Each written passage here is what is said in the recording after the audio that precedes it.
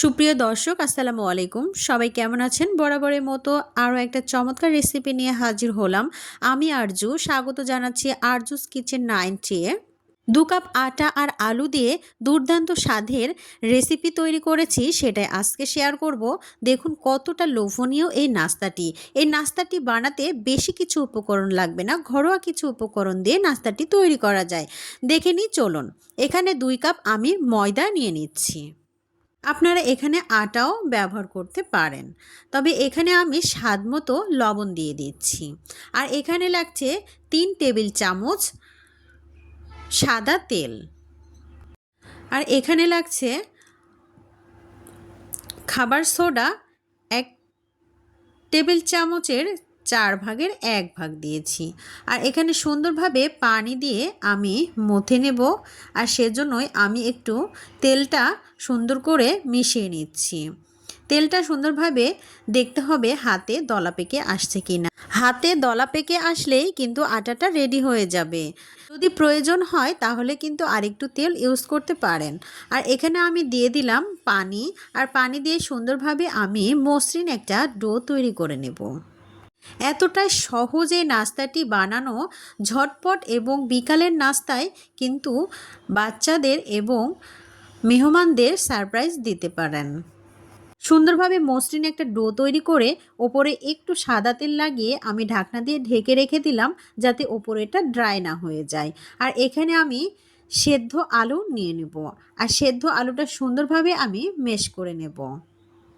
আগে থেকে আমি আলুগুলো সেদ্ধ করে রেখেছিলাম।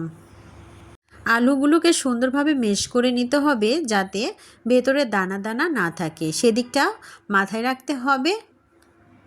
এখনও যারা একটা লাইক করে নাই, প্লিজ একটা লাইক দিয়ে পুরো ভিডিওটা কন্টিনিউ করার অনুরোধ রইল। যদি ভিডিওটি স্কিপ করেন তাহলে মূল্যবান জিনিসগুলো আপনারা মিস করে যাবেন। ঝটপট এই নাস্তাটি তৈরি করা যায় খুবই সহজে। এখানে আমি পেঁয়াজ বেরেস্তা করে রেখেছিলাম, সেটাই আমি এখানে দিয়ে দিলাম। স্বাদ মতো লবণ দিয়েছি, আর স্বাদ মতো আমি এখানে টেস্টি সল্ট ব্যবহার করলাম। আর এখানে দিয়েছি 1 চামচের মতো চিলি ফ্লেক্স, আপনারা ঝালটা বাড়িয়ে কমিয়ে নিতে পারেন। আর এখানে আমি দিয়েছি রাঁধুনি মশলার মিক্সড মশলাটা আমি এখানে ব্যবহার করেছি। খেতে কিন্তু দুর্দান্ত লাগে এই মিক্সড মশলা দিয়ে। সম্পূর্ণ উপকরণই আমি মেখে নেব। আর এখানে আমি 1 টেবিল চামচ পরিমাণ আটা ব্যবহার করেছি। নাস্তার ভেতরে যে পুরটা দেব সেটা যাতে ফেটে বেরো না হয়ে যায়, আর সেজন্যই কিন্তু আমি এই আটাটা এখানে ব্যবহার করেছি। এই সমস্ত উপকরণগুলো সুন্দরভাবে মেখে নিতে হবে। এরপরে আমি এটা এক সাইডে রেখে দেব। এখন আটার যে মসৃণ ডোটা তৈরি করে রেখেছিলাম সেটা একটু আমি বেলে নেব, আর সেজন্যই আমি আটাটা একটু লেচি কেটে নেব। অনেক সুন্দরভাবে একটু মথে নিচ্ছি, আর নিয়ে সুন্দরভাবে আমি 2 ভাগে লেচি কেটে নিচ্ছি। আর এখানে আমি 2টা সুন্দরভাবে অনেক বড় বড় রুটি তৈরি করব, আর সেজন্যই আমি এগুলোর শেপ দিয়ে নিচ্ছি। এখানে আমি একটা টিপস আপনাদের একটু জানিয়ে দেই। আমরা যখনই রুটি বানাতে যাই তখনই কিন্তু সাইড থেকে ফেটে যায়। আমরা যদি এইভাবে একটু হাত দিয়ে তৈরি করে নিই তাহলে কিন্তু রুটিটা অনেক সুন্দর গোল হয়ে যায়। আমি রুটিটা সুন্দরভাবে বেলে নিচ্ছি।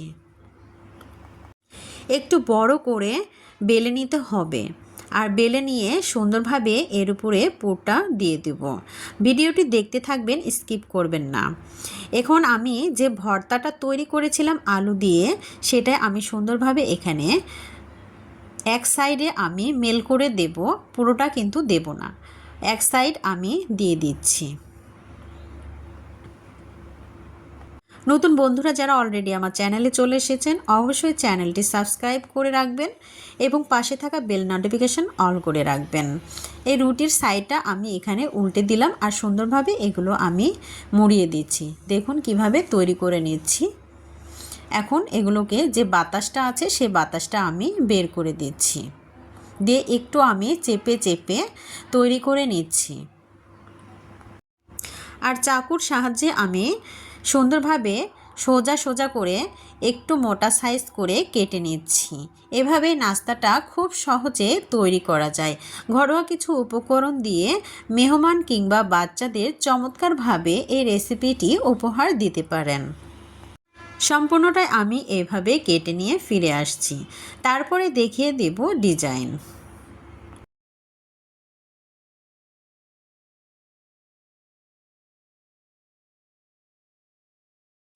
এখানে একটা হাতে উঠিয়ে নিলাম আর সুন্দরভাবে এখানে ঘুরিয়ে দেখুন অনেক সুন্দর একটা ডিজাইন তৈরি হয়ে গেছে। ঠিক এইভাবে আমি সম্পূর্ণ ডিজাইনটা তৈরি করে নিলাম। আর একটা একটা করে ডিজাইন তৈরি করে আমি তেলের উপরে ছেড়ে দিয়ে সুন্দরভাবে এগুলোকে ভেজে নেব। আর তেলটা কিন্তু আমি আগে থেকেই গরম করে রেখেছিলাম। আর গরম তেলেই কিন্তু এই নাস্তাটি ছাড়তে হবে। আর দিয়ে সুন্দরভাবে এগুলোকে উল্টে পাল্টে ভেজে নিতে হবে। বেশি নাড়াচাড়া করার দরকার নেই, এক পাশ যখন হয়ে যাবে তখন উল্টে দিলেই হবে। এখানে বেশি নাড়াচাড়া করলে ভিতরে যে পুরটা আছে সেটা বের হয়ে যেতে পারে, আর সেজন্যই দুইবারে আমরা উল্টে পাল্টে ভেজে নিলাম। এক পাশে যখন হয়ে যাবে তখন আর এক পাশটা আমি ভেজে নিয়েছি। এভাবেই কিন্তু এই নাস্তাগুলো সম্পূর্ণটাই আমি ভেজে নিলাম। দেখুন কতটা লোভনীয় হয়েছে। বাকিগুলো আমি সেম প্রসেসে ভেজে নেব। এক পাশটা যখন হয়ে যাবে তখন কিন্তু আমি উল্টে দিয়ে আর এক পাশটা ভেজে নিয়ে উঠিয়ে নেব। যখনই গোল্ডেন কালার চলে আসবে তখনই এগুলোকে উঠিয়ে নিতে হবে, বেশি ভাজার প্রয়োজন নেই। এখানে মচমচে যখন হয়ে যাবে তখনই উঠিয়ে নিতে হবে। এমনিতেই নাস্তাগুলো খাস্তা এবং মচমচে হয়। যাকে এই রেসিপি আপনি তৈরি করে খাওয়াবেন সে অবশ্যই রেসিপি জানতে চাইবে যে এটা কিভাবে তৈরি করেছেন। এতটাই সুস্বাদু এবং এতটাই লোভনীয় দেখতে হয় এই নাস্তাটি। বাচ্চারা তো খুবই পছন্দ করবে এবং সবাইকে সারপ্রাইজ দিয়ে চমকে দিতে পারেন। কেমন লাগলো আমার এই রেসিপি অবশ্যই কমেন্ট বক্সে জানাতে ভুলবেন না। আমি একটা ভেঙে দেখাচ্ছি, দেখুন কতটা মুচমুচে এবং ভেতরটা কতটা লোভনীয় হয়েছে। রেসিপিটি আপনাদের কাছে কেমন লাগলো অবশ্যই কমেন্টের মাধ্যমে জানিয়ে যাবেন। আল্লাহ হাফেজ।